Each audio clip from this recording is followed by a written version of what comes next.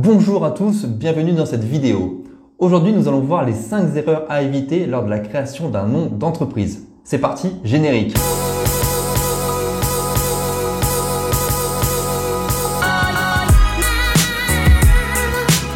Erreur numéro 1. Trouver un nom imprononçable, trop banal, trop long ou choisir des acronymes ou des sigles. Alors, voyons voir un petit peu pourquoi. La prononciation est très importante. Moins les gens arriveront à prononcer votre nom, moins ils le retiendront et moins ils parleront de vous. Votre réputation sera donc plus longue à faire. Évitez de choisir des noms trop communs ou trop banals pour ne pas être confondu avec d'autres entreprises, services ou des mots. De plus, évitez d'opter pour un nom trop long. En effet, on recommande en général de créer un nom avec 4 syllabes maximum. Plus le nom est court, plus il sera facile à retenir. Choisissez donc un nom assez court et impactant. Plus le nom est long, plus il sera difficile à orthographier et à retenir. Choisissez donc un nom impactant et assez court. 4 syllabes maximum. Évitez également de choisir des sigles ou des acronymes. En effet, c'était quelque chose qui était à la mode il y a quelques années. On peut par exemple prendre la RATP, la FNAC, la CGT, GDF, EDF, etc.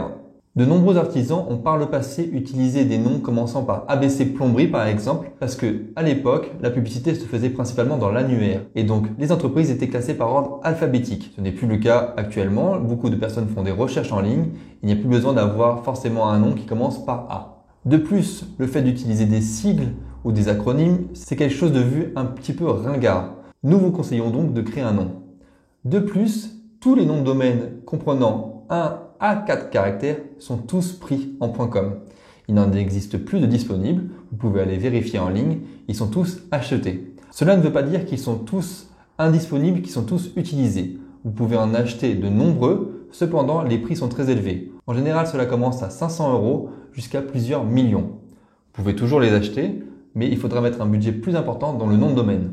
Erreur numéro 2. Évitez les noms qui limitent votre croissance. À moins d'être certain de vouloir demeurer à un endroit précis, évitez d'utiliser la localisation géographique dans votre nom d'entreprise, excepté si votre ville est très connue ou par exemple si votre produit est très lié à une ville, à un produit AOP par exemple. Il en va de même pour les noms d'entreprise liés à un produit ou un service. Par exemple, Dépanne Frigo. Si l'entreprise grandit et désire vouloir proposer d'autres services que dépanner uniquement des frigos, il faudra qu'il change de nom. Nous vous conseillons donc d'éviter des noms liés à un produit-service ou à une localisation géographique. Erreur numéro 3. Ne pas vérifier la signification dans des langues étrangères. En effet, c'est autre chose qui peut vous limiter dans la croissance. Même si vous lancez à peine votre activité, il est possible que votre entreprise se développe à l'international. Et c'est tout le mal que je vous souhaite. Pensez donc à vérifier la signification de votre nom, au minimum en anglais. Il existe de nombreux noms qui sont utilisés mais qui ont une signification à l'étranger. Donc en général, si votre entreprise vise un marché européen ou mondial, essayez d'avoir le maximum de retours concernant la signification de votre nom dans d'autres langues. Petits exemples et dites-moi si vous les connaissiez en commentaire. Alcatel. Lorsque Alcatel, cette marque mondialement connue auparavant, il y a quelques années quand même, a voulu s'implémenter dans les pays arabes, eh bien Alcatel signifie en arabe le meurtrier ou le tueur. Autre exemple, Hyundai a lancé récemment un modèle qui s'appelle Kona en France. Bien sûr, Kona au Portugal signifie autre chose. D'ailleurs, dites-moi en commentaire si vous savez ce que Kona signifie en portugais. Erreur numéro 4. Ne pas vérifier la disponibilité. Une erreur commune est de trouver un nom, de le déposer, puis de se rendre compte que le nom de domaine ainsi que le nom sur les réseaux sociaux sont déjà pris. Pensez à vérifier la disponibilité à chaque fois que vous avez une idée de nom. Alors pour cela, allez sur les réseaux sociaux, allez sur Google, vérifiez également le nom de domaine. Il existe de nombreux sites permettant de vérifier si un nom de domaine est disponible. Je vous mets les liens en description et je ferai une vidéo plus précise sur comment vérifier la disponibilité d'un nom de domaine ainsi qu'un nom de marque. Si vous êtes sur le marché français, nous vous recommandons à minima le .fr. Si vous êtes sur un marché international, je vous conseille le .com.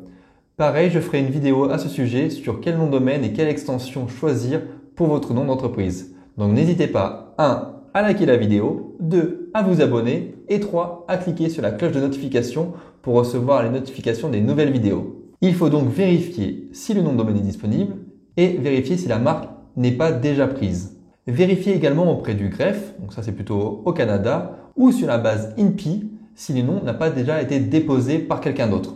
Si votre marque a des ambitions européennes ou mondiales, il existe également des bases de données européennes ou mondiales. J'ai fait une vidéo sur comment vérifier la disponibilité d'un nom de marque sur les différentes bases de données. Donc n'hésitez pas à aller voir la vidéo après celle-ci. Je vous mets le lien en haut à droite ainsi que dans la description.